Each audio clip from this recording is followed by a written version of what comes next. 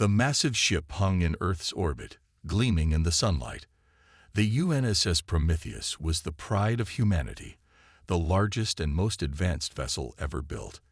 Its sleek hull stretched over 2 kilometers long, housing the latest technology humans had created. Captain Taiwan Kim stood on the bridge, his hands clasped behind his back as he looked out at Earth below. His dark uniform fit perfectly on his tall frame. The golden captain's pins on his collar caught the light as he turned to face his crew. "Status report," he said in a calm voice. His second-in-command, Officer Hyun Lee, stepped forward. She was shorter than the captain, but carried herself with equal confidence. Her short black hair framed a face that rarely showed emotion. "All systems are ready, Captain. The quantum fold drive is at full power. We are cleared for departure in 30 minutes. Taiwan nodded. "And the crew?" "All 250 crew members are aboard and at their stations." The captain turned back to the view of Earth. This mission would take them farther than any human had gone before. The Prometheus would be the first ship to travel beyond our solar system, using the new quantum fold drive. In the engine room, Chief Engineer Joo Park ran final checks on the massive engines. Sweat beaded on his forehead as he moved quickly between control panels. The quantum fold drive was his life's work, a system that could bend space itself, allowing the ship to cross vast distances in short times. "Everything looks good," he said to his team. "Power levels are stable." One of his assistants looked nervous. "Are you sure this will work, sir? No one has ever traveled this far before." Joo smiled. "That's why we're here. To do what no one has done before." Meanwhile, in the communications center, Do-yeon Choi sat with headphones on, listening to the empty static of deep space. His job was to keep the ship connected to Earth as long as possible and to watch for any signals once they were in deep space. His fingers tapped lightly on the console as he adjusted settings. He stopped suddenly, his head tilting. "That's strange," he muttered. He adjusted his equipment and listened again. There it was, a faint pattern in the background noise. It wasn't random. It repeated every 12 seconds. Do-yeon pressed the comm button. "Captain, I'm picking up something unusual on long-range scanners." In the security section, Chief Yoon-ha Kang was running her team through final drills. Though the mission was peaceful, the Prometheus carried weapons. Humanity didn't know what was out there, and they needed to be prepared. "Faster," she ordered as her team assembled their gear. In space, seconds matter. The ship's warning system suddenly came to life. Lights flashed as all crew were called to their launch positions. On the bridge, Captain Taiwan took his seat in the command chair. His eyes moved across the displays showing every part of his ship. Years of planning had led to this moment. "All departments, report readiness for launch," he said. One by one, each section confirmed they were ready. The mission control on Earth gave the final clearance. "Communications ready," reported Do-yeon. "But Captain, about that signal." "We'll look into it once we're underway," Taiwan said. "For now, focus on launch procedures." The engines hummed louder as power built up. The quantum fold drive glowed blue in its housing. "Fold drive activating in 10 seconds, announced Joo from engineering. The countdown began. The crew felt a mix of fear and excitement. 3, 2, 1. The stars outside the viewports suddenly stretched into lines of light. The Earth disappeared from view. The Prometheus shuddered slightly, then steadied as it entered the quantum fold. Humanity had taken its first true step into the galaxy, and somewhere in the darkness ahead, something was waiting for them. 3 weeks had passed since the Prometheus left Earth. The ship moved smoothly through space, its quantum fold drive working better than anyone had hoped. The crew had settled into their routines, but the excitement of being the first humans to travel this far from home still filled the air. In the communications center, Do-yeon Choi sat up straight in his chair. For the third time that day, his equipment had picked up the strange signal. It was stronger now, and had a clear pattern. "Captain," he called through the ship's comm system. The signal is back, and it's much clearer. Captain Tawan arrived at the communications center minutes later. His face showed no worry, but his quick steps revealed his interest. "Show me," he said, standing behind Do-yeon's chair. Do-yeon played the recording. A series of pulses filled the room, repeating in the same pattern over and over. "It's artificial," Do-yeon said. "No natural source makes sounds like this." Captain Tawan's eyes narrowed. "How far away?" "Based on signal strength, about 2 days' travel at our current speed." The captain nodded slowly. "Call Officer Hyun to analyze this. I want to know what we're hearing." Science Officer Hyun-lee arrived shortly after. Her calm face showed focus as she listened to the signal. She ran it through the ship's computer several times, studying the results on her tablet. "It's definitely artificial," she confirmed. "And there's a mathematical pattern here. These aren't random sounds. They follow prime number sequences." Captain Tawan looked out the viewport at the endless stars. "Someone is out there," he said quietly. Word spread quickly through the ship. Humans had dreamed of meeting aliens for centuries. Now it might actually happen. In the security section, Chief Yuma Kang gathered her team. "We don't know if whatever sent that signal is friendly," she told them. "We need to be ready." She ordered combat drills 3 times that day.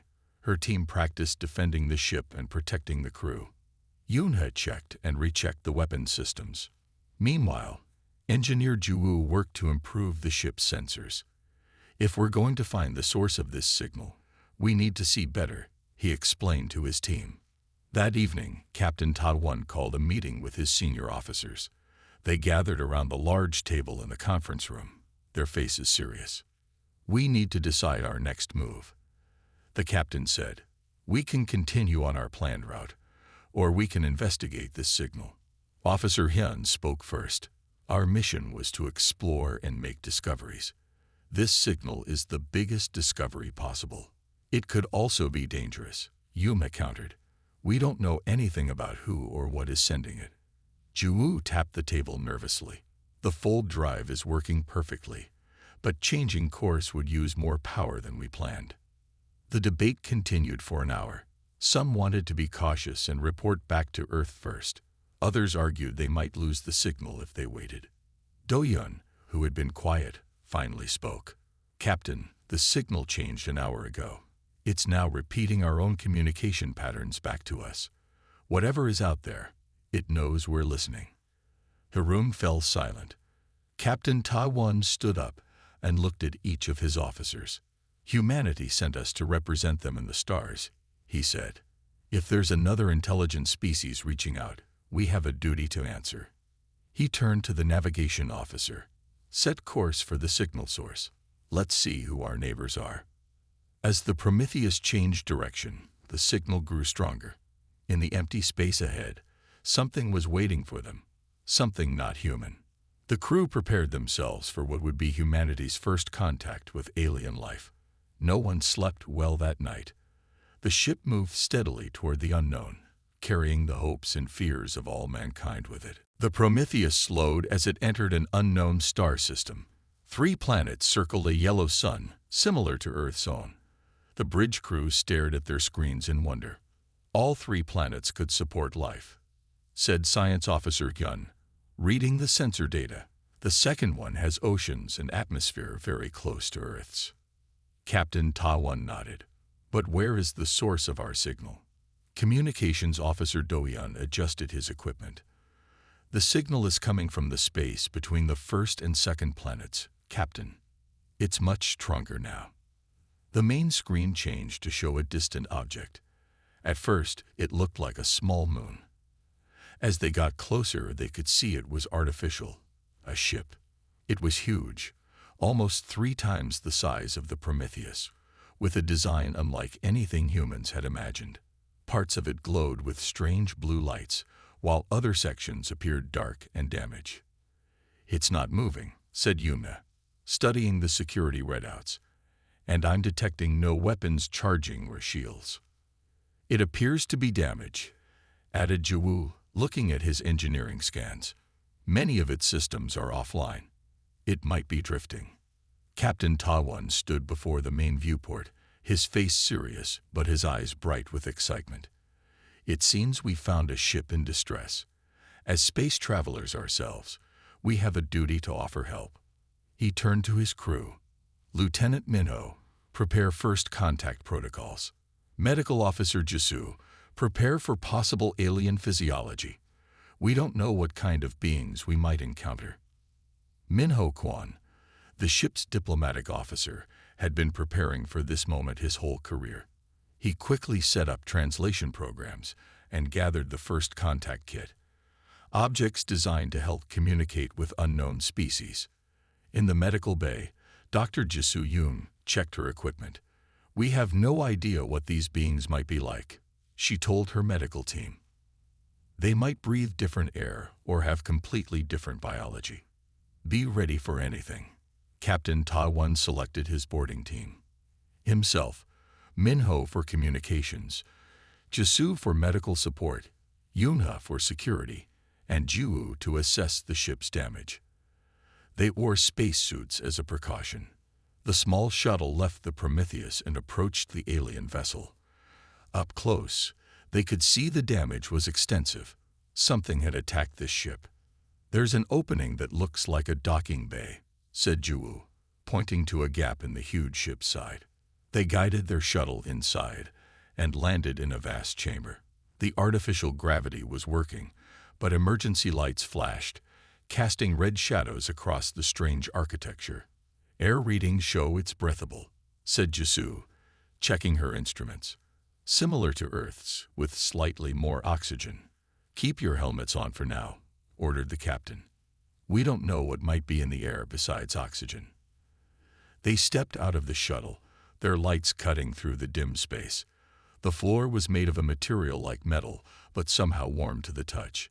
The walls curved in strange angles. Hello, called Minho, his voice echoing. We are humans from Earth. We come in peace and offer assistance.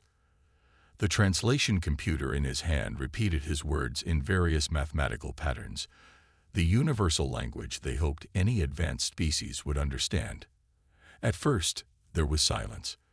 Then they heard movement from a corridor ahead. The humans froze, hands near their weapons, but not drawing them. 3 figures emerged from the darkness. They walked on 2 legs like humans, but were taller and thinner. Their skin had a slight blue tint and seemed to shimmer. Large, almond-shaped eyes dominated their faces, eyes that showed intelligence and, currently, fear. The tallest alien stepped forward. It made sounds that the humans' computers couldn't translate yet. But then, it raised a 6-fingered hand in what was clearly a greeting. Captain Tawan slowly removed his helmet and smiled. He raised his own hand in response. Hello, he said simply. We are friends. Humanity had just made first contact. Over the next few hours, the translation computers worked hard to understand the aliens' language. The aliens called themselves the Navier, and they learned human words quickly. Captain Tawan sat with the Navier leader, who called himself Soren. They were in a large room on the damaged alien ship. The walls were covered with screens showing stars and planets. We thank you for coming, Soren said, his words now translated by the computer. We did not know if anyone would hear our call. What happened to your ship? Asked Tawan. The damage is severe. Soren's large eyes seemed to dim. We are running away. Our home is gone now. More Navier entered the room. There were about 50 of them on the ship, but Soren explained that there should have been hundreds. Many had died when their ship was attacked. Who attacked you? Asked Yuna, her hand never far from her weapon. Her job was to protect the human crew, and she didn't fully trust these strangers yet. The hegemony, said Soren. The translator had trouble with this word. They are many species working as one. They take over worlds. Those who join them live. Those who fight. His voice trailed off. They destroy your homeworld, asked Hyun, who had joined the team from the Prometheus. Soren nodded, a gesture the Navier had quickly copied from the humans. Our planet is now theirs. We who escaped are all that remain free, and they hunt us still. In the engine room of the Navier ship, Zhu worked with the alien engineers. Though they couldn't speak each other's language well, they understood machines. The Navier technology was advanced in some ways and simpler in others. Their main drive is damage, Zhu reported to the captain over the comm. But I think we can fix it with parts from the Prometheus. Do it, ordered Taiwan. These people need help. Back on the Prometheus, some crew members were worried. Yunha met with the captain in private. Sir, we only have their word about this hegemony, she said. What if they're lying? What if they're the aggressors? I've seen the damage to their ship, said Taiwan. It was not done in a fair fight. It was done by someone much stronger attacking someone weaker. That doesn't mean they're innocent, Yunha insisted. We know nothing about them, or this part of space. Minho, who had been quiet, spoke up. Captain, what will we do if this hegemony comes looking for the Navier? Our mission was exploration, not war. Before Taiwan could answer, alarms sounded throughout the ship. Doyan's voice came over the comm system. Captain, multiple ships just entered the system. They're big, much bigger than us. The bridge screen showed 5 massive vessels moving toward them. Each was larger than both the Prometheus and the Navier ship combined. Soren saw the images, and his blue skin turned pale. The hegemony, he whispered. They found us. How? Demanded Yuna. Did you lead them to us? No, Soren said. They must have followed our distress signal, the same one you heard. The largest hegemony ship sent a message. The translation was rough, but the meaning was clear. Surrender the Navier criminals or be destroyed. Criminals? Asked Taiwan, looking at Soren.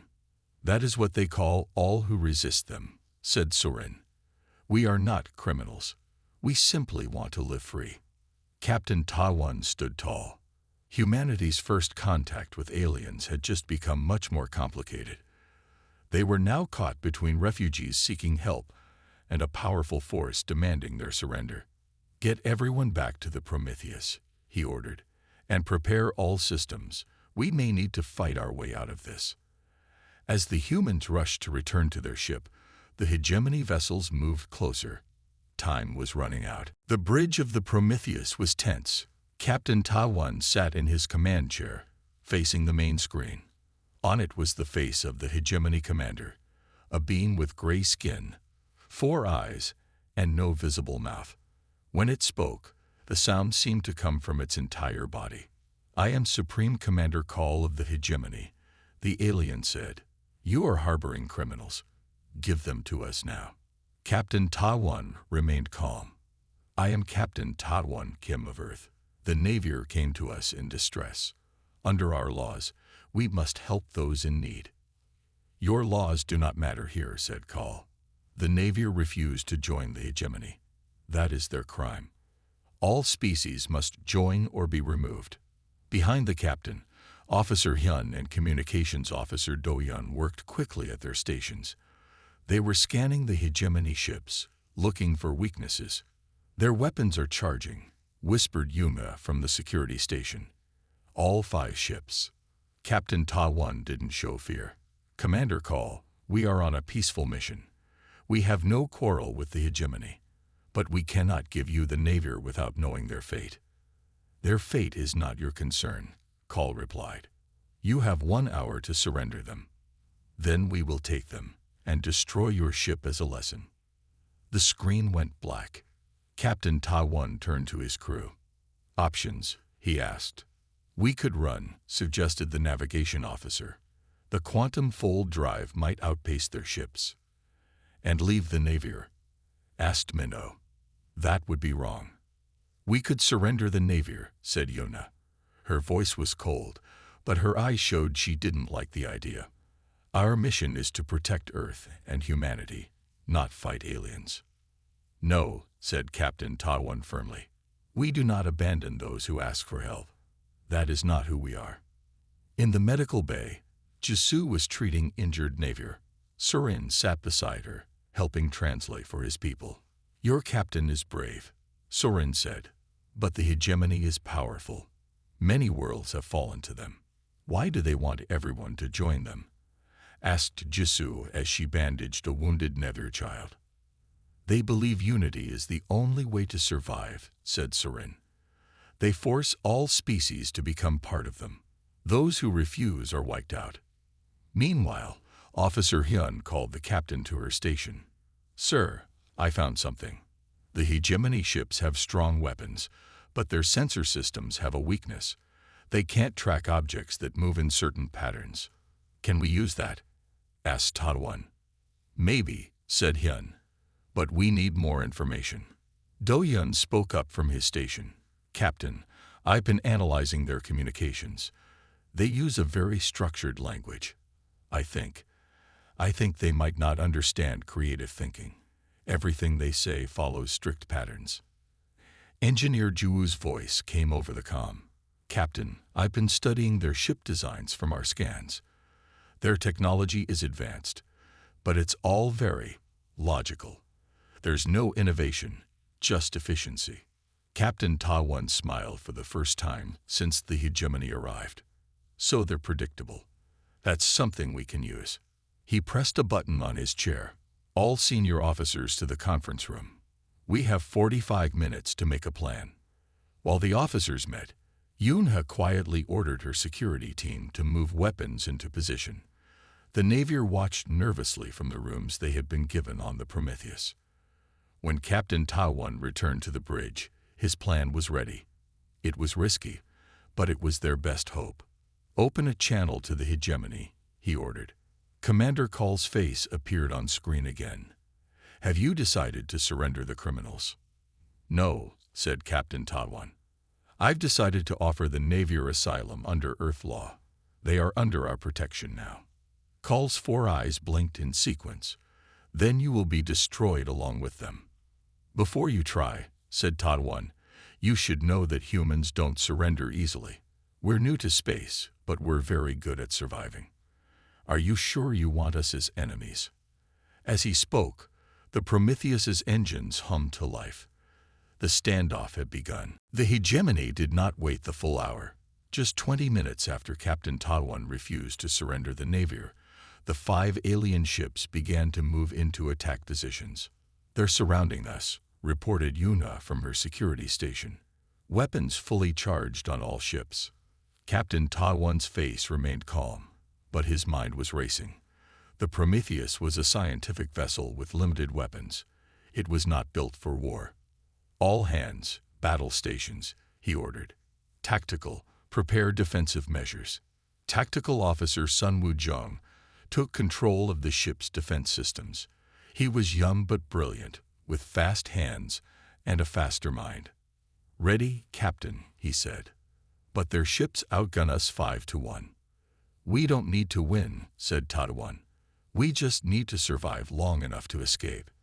The first blast from the hegemony ships hit the Prometheus with tremendous force. The ship shook violently, and warning alarms blared throughout the vessel. Shield down to 60%, called Sunwoo. That was just one shot from one ship. In the engine room, Juhu worked frantically to keep power flowing to the shields. Sweat poured down his face as he rerouted systems and bypassed damaged circuits. Captain, he called over the comm, the quantum fold drive is our only hope, but I need 3 minutes to power it up. Another blast rocked the ship. Crew members were thrown from their seats, and several panels exploded in showers of sparks. We don't have 3 minutes, said Yuna, picking herself up from the floor. Her forehead was bleeding, but she ignored it. On the main screen, they could see the hegemony ships moving with perfect precision. Their attacks came in careful, calculated patterns. There it is, said Officer Hyun suddenly. Look at their attack pattern. It's methodical, mathematical. Can we use that? Asked Tadwan. Yes, said Sunwoo, his fingers flying over his controls. If they're so logical, they won't expect this. He input a series of commands, and the Prometheus suddenly dropped, spinning on its axis. Two hegemony blasts meant for the ship instead hit other hegemony vessels. It worked, shouted Doyun. But the victory was short-lived. The hegemony quickly adjusted their pattern and fired again. This time, the blast hit a critical system. Shields down to 20%, reported Sunwoo. One more hit like that, and we're done. In engineering, Jiwoo had an idea. Captain, what if we use the quantum fold drive differently? Not to escape, but as a weapon. Explain, said Tadwan as the ship shook again. The drive bends space. What if we create a small fold right in front of us? It could act like a shield, bending their weapons' fire away from us. Can you do that? I think so, but it's never been tried. Captain Tadwan didn't hesitate. Do it. Jiwoo worked quickly, reconfiguring the drive. Outside, the hegemony ships were moving in for the kill. They formed a perfect circle around the Prometheus, all weapons aimed at the human vessel. Fold drive reconfigured, reported Jiwoo. Activating now. The space in front of the Prometheus seemed to ripple, like water when a stone is thrown in. The next hegemony blast hit this ripple and curved away, missing the ship entirely. It worked, shouted Sunwoo. Taiwan saw their chance. Target the nearest hegemony ship. Use everything we've got. The Prometheus fired all its weapons at once. The energy beams passed through the space ripple and bent in unexpected ways. Instead of hitting the hegemony ship head-on, they struck from multiple angles at once. The alien vessel's shields couldn't cope with the strange attack pattern. Explosions rippled across its hull. We've damaged one. Yuna couldn't keep the surprise from her voice. But the victory came at a cost. The quantum fold shield collapsed, and the drive began to overheat. Captain, we can't maintain this. Jiwoo's voice was urgent. The drive will burn out in 30 seconds. Captain Tadwan made a quick decision. Plot a course to the edge of the system. We need space to think. The Prometheus turned and accelerated away from the battle. Behind them, the damaged hegemony ship was falling back, but the other four were in pursuit. They're following, but they're not firing, said Yuna. They seem confused. Good, said Tadwan. Confusion we can use. Now we need a better plan. As the Prometheus fled to the system's edge, the crew knew the battle wasn't over. It had only just begun. The Prometheus hid behind a large moon at the edge of the star system. The ship's damage was severe. In many areas, the lights were out. Injured crew members filled the medical bay where Dr. Jisoo worked tirelessly. Captain Tadwan walked through his wounded ship, checking on his people. He stopped in engineering, where Jiwoo and his team were trying to repair the quantum fold drive. How bad is it? Asked the captain. Jiwoo wiped grease from his face. The main drive is damaged, but not destroyed. We can fix it, but we need time.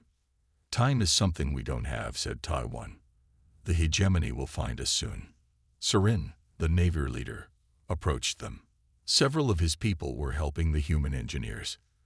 Your ship fought well, said Surin. No one has ever damaged a hegemony vessel before. We got lucky, said Taiwan. But luck won't save us next time. Surin looked at the damaged drive. Perhaps we can help. Our engineers understand some things about space folding too. Jiwoo nodded eagerly. Any help would be welcome. In another part of the ship, Officer Hyun and Communications Officer Do-Yun were studying the sensor data from the battle. Look at this, said Hyun, pointing to her screen. The hegemony ships all used the same sensor system. When we disrupted space with the fold drive, their sensors couldn't track us properly. Could we use that? Asked Do-Yun. Maybe, said Hyun. If we could create smaller space distortions around our ship, we might confuse their targeting systems. They took their idea to Captain Tadwan, who called a meeting of all senior officers and the Navier leaders. They gathered in the conference room, which was now lit by emergency lights only. We need a new approach, said the captain. Our weapons can't match theirs, but our minds might. One by one, the officers shared their ideas. Tactical Officer Sunwoo suggested using the ship's small shuttles as decoys. Security Chief Yuma proposed targeting the specific weak points they had discovered on the damaged hegemony ship. "What about this space distortion idea?" asked Ta-Won, turning to Officer Hyun. "If we can create small folds in space around our ship," she explained, "their weapons might miss us entirely." Ji-woo and the Navier engineers exchanged looks. "We might be able to modify the fold drive to do that," said Ji-woo. "Instead of one big fold for travel, we make many tiny ones for defense." "How long would it take?" asked Ta-Won. "With the Navier's help, maybe 6 hours," said Ji-woo. "You have 4, said Yuna. "Our sensors show the hegemony ships are searching the system. They'll find us soon." The team went to work immediately. Human and Navier engineers worked side by side, sharing knowledge and tools. They took parts from non-essential systems to rebuild the damaged drive. In the medical bay, Jisoo noticed something interesting. "The Navier heal faster than humans," she told the captain. "Their cells regenerate at an amazing rate." "Is that useful to us right now?" asked Ta-Won. "Not directly," said Jisoo. "But it shows they're adaptable, like us. Maybe that's why the hegemony wants to destroy them. They fear adaptability." Captain Ta-Won considered this. "The hegemony seems to value order and predictability. Creatures that can change and adapt would threaten that." "Exactly," said Jisoo. "And humans might be the most adaptable species they've ever encountered." 3 hours later, Ji-woo called the bridge. "Captain, we've done it. We've modified the fold drive to create localized space distortions." "Will it work?" asked Ta-Won. "In theory, yes," said Ji-woo. "But there's only one way to find out for sure." At that moment, alarms sounded throughout the ship. "Captain," called Yuma from security. 5 hegemony ships just appeared on sensors. They found us." Captain Ta-Won stood tall on his bridge. His ship was damaged, his crew tired and injured. But they had something the hegemony didn't have, the human ability to innovate under pressure. "Prepare for battle," he ordered. "It's time to show the hegemony what humans can really do." The Prometheus moved out from behind the moon, ready to face the alien fleet once more. The Prometheus moved toward the 5 hegemony ships. From the outside, the human vessel looked small and damaged. Inside, the crew worked with focus and determination. "Space distortion system ready," reported Ji-woo from engineering. His voice was tired but proud. Captain Ta-Won nodded. "Activate on my mark." On the main screen, the hegemony ships formed a perfect attack formation. Their weapons glowed as they prepared to fire. "They're using the same attack pattern as before," said Officer Hyun. "They haven't learned. Or they can't change," suggested Do-yeon. "Maybe they only know one way to fight." Captain Ta-Won leaned forward in his chair. "Let's use that against them." "Tactical, prepare for random evasion pattern Omega." "Ready, sir," said Sunwoo. "Security, are the special teams in position?" asked Ta-Won. Yoonha nodded. She had prepared a daring plan. While the main ship engaged the hegemony, a small team would take a shuttle and try to board one of the enemy vessels. "Team ready for boarding action," she confirmed. "I will lead it myself." Captain Ta-Won looked at his brave officer. "Be careful. We need you back." Yoonha allowed herself a small smile. "I plan to return, sir." The hegemony opened fire. Massive energy beams shot toward the Prometheus. "Mark!" shouted Ta-Won. Ji-woo activated the modified fold drive. Small distortions in space appeared around the Prometheus, bending the path of the hegemony weapons. Most of the shots missed completely. Those that hit did only minor damage. "It's working," shouted Sunwoo. The bridge crew cheered, but Captain Ta-Won remained focused. "Launch the shuttle. Begin Phase 2. A small shuttle slipped away from the Prometheus, hidden by the space distortions. Yuna and her team of 4 security officers, plus 2 Navier, guided it toward the nearest hegemony ship. Meanwhile, Captain Ta-Won opened a channel to all hegemony ships. His face appeared on their screens. "Attention hegemony vessels," he said clearly. "This is Captain Ta-1 Kim of Earth. We have offered asylum to the Nevier people. We will defend them with all our power." Commander Call's face appeared on the Prometheus screen. "Your ship is damaged. Your weapons are weak. You cannot win." "Winning isn't everything," replied Ta-1. "Sometimes standing up for what's right matters more than winning." As he spoke, Do-Yun sent this message on all frequencies, broadcasting not just to the hegemony ships, but to every vessel in this part of space. The captain continued speaking. "On Earth, we believe all beings deserve freedom. The Navier chose not to join your hegemony. That was their right." The hegemony ships fired again. Again, the space distortions protected the Prometheus. The human ship fired back, its weapons passing through the distortions in unpredictable ways. "They can't target us properly," reported Sunwoo. "Their shots are missing by wider margins now." Aboard the hegemony ship, Yunha and her team had managed to cut through an outer door. The two Navier with them quickly accessed the ship's computer system. "We're in," Yunha reported over her secure comlink. "Beginning upload of the virus now." The virus was designed by Do-Yun, a simple program that would temporarily disrupt the hegemony ship's weapon systems.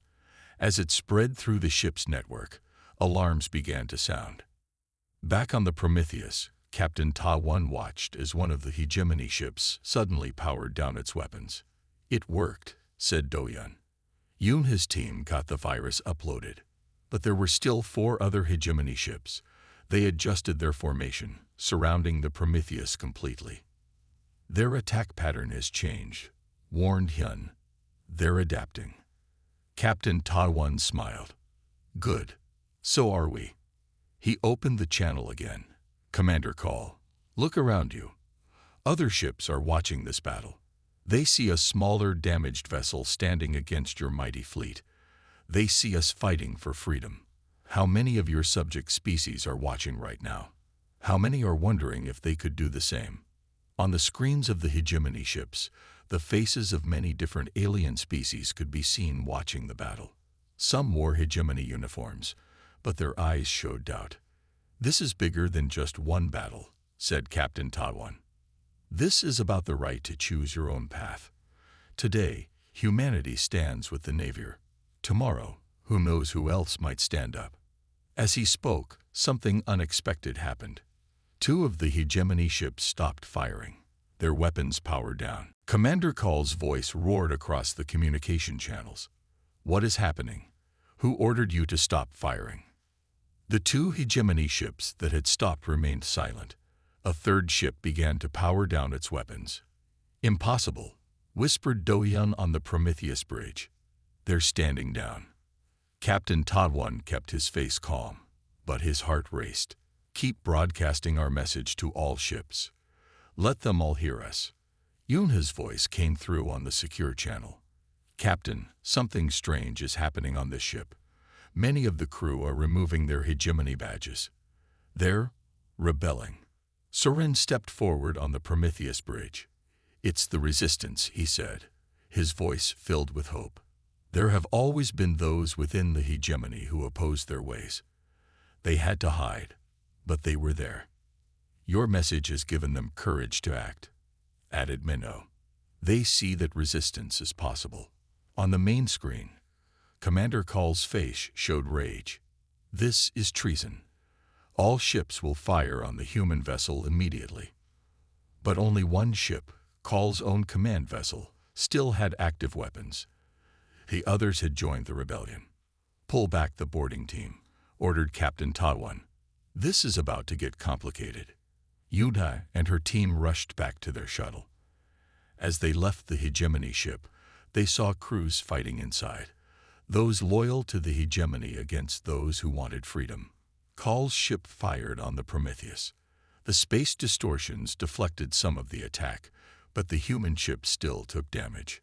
Alarms blared as a section of the hull was breached. "Seal off decks 3 through 5, ordered Ta-1. "Reroute power to forward shields." He opened a channel to Call's ship. "Commander, you've lost. Most of your fleet has joined us. Surrender now." "Never." Call's voice was filled with hate. "The hegemony does not surrender." Call's ship turned its weapons on one of the rebelling vessels, tearing through its hull. The damaged ship began to drift, leaking air and debris. "They're firing on their own people," said Hyun in horror. Captain Ta-won made a quick decision. "All weapons, target Call's ship. Focus on their engines and weapons. Let's end this."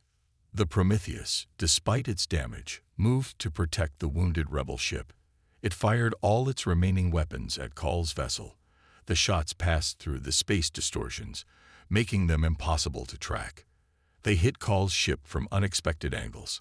Explosions rippled across the hegemony command ship. Its weapons went dark, and its engines failed.